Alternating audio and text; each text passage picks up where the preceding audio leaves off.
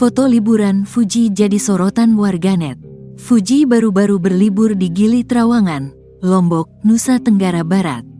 Selanjutnya Fuji mengunggah foto dirinya memakai bikini. Foto tersebut lantas jadi sorotan netizen yang menyebut Fuji makin berani. Tak hanya itu, Fuji ditegur sebab pakaiannya yang terlalu terbuka.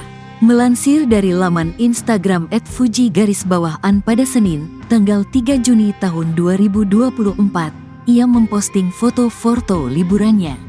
Di foto tersebut, Fuji nampak memakai bikini hitam dengan celana panjang warna senada. Baju yang dipakai Fuji tersebut memang nampak seksi.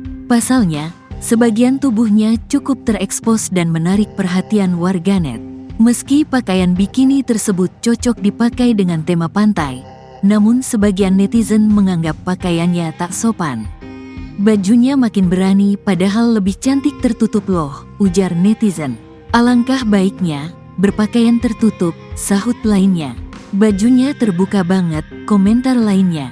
Artis Fuji memposting fotonya di tengah hamparan bunga, persis dengan postingan Aliyah Masaid.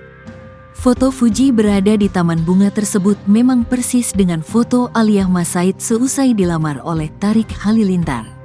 Lantas, postingan Fuji tersebut menuai beragam reaksi dengan menudingnya tak maun kalah dari Aliyah Masaid.